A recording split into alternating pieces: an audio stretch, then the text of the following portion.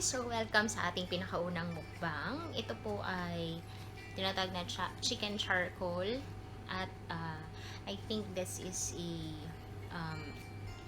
Mediterranean-inspired dish na kung saan gumagamit ka ng parata.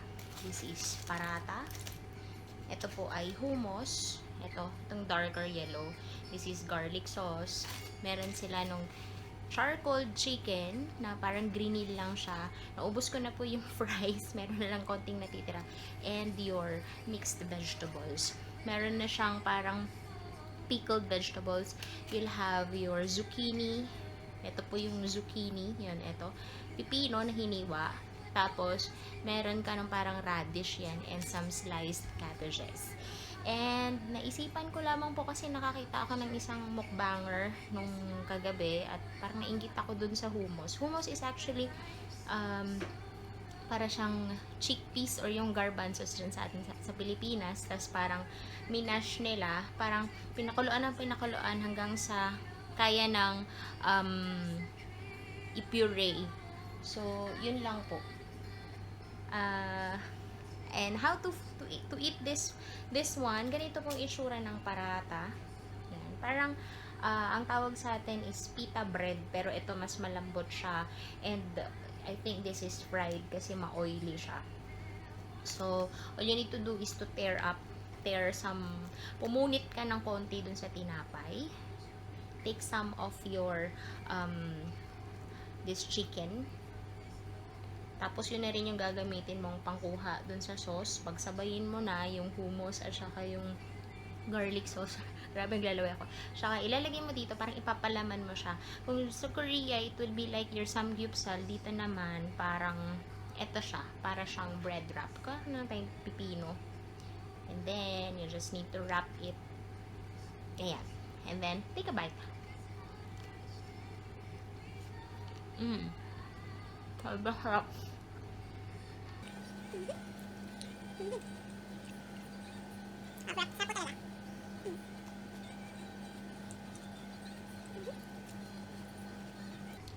Pinadeliver ko lamang po ito and it's worth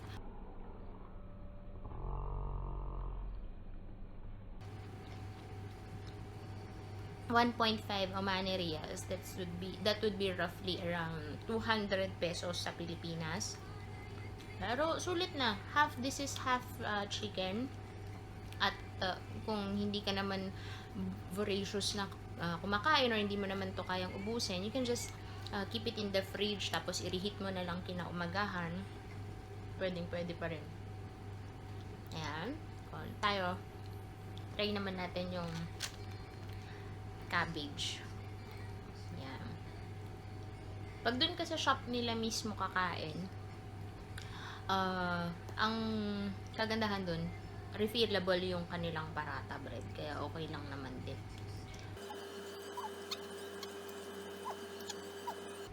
Parang ganito po yung buong itsura. Kung mahilig ka sa lemon, pwede mo namang squeeze-an yan.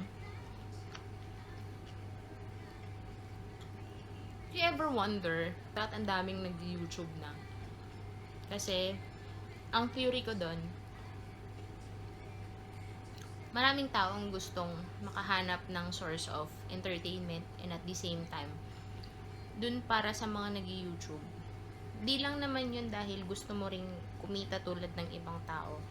But I believe it's a way for you to express your yung kapag stress ka, expression mo rin ng self mo, lalo na kapag on the artistic side ka pero walang platform para mailabas yung talent mo when it comes to sa art. So, yung YouTube talaga is naging venture, is parang gateway para sa mga lay people na magkaroon ng way para i-express yung kanilang mga sarili. So, kuha ka ulit, lalagay mo na naman dyan, palaman mo lang, and then cheers!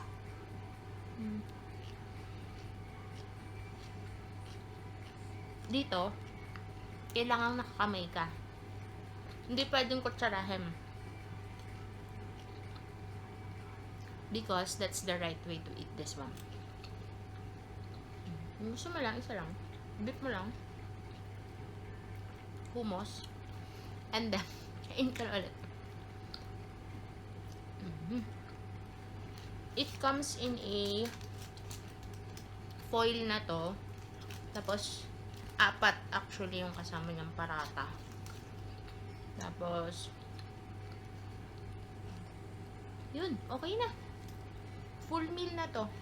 Hindi mo na kailangan kumain ng kanin or anything. Eto na siya. Tsaka, kahit paano, kahit grilled yung pork mo, chicken mo, this is a Thigh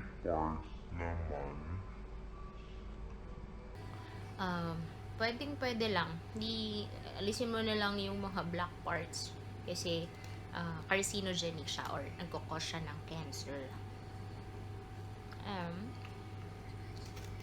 So, shout out po, hello po sa amin dyan sa Ordoneta, Pangasinan. Wala lang po akong magawa, kaya ganito.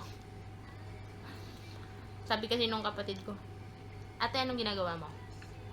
So, try ko nga imukbang tong in-order ko.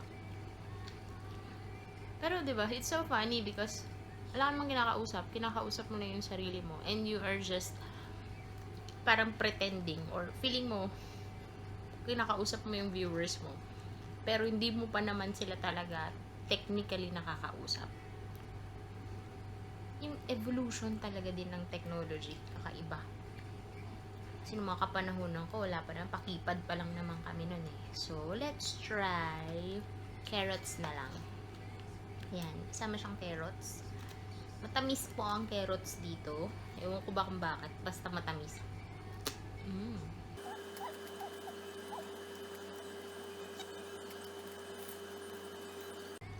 Medyo mahirap pala to.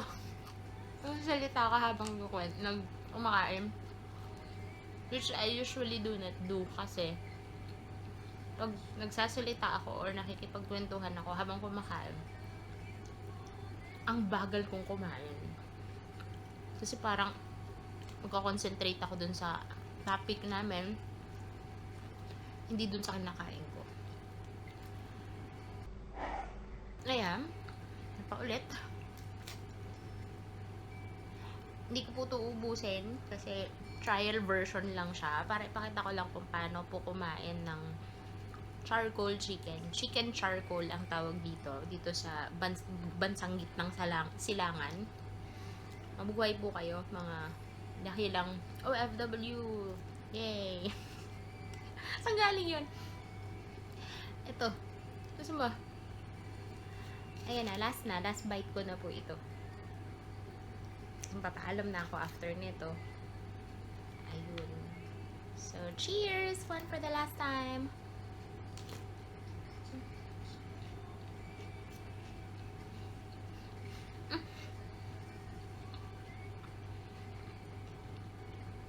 Bye!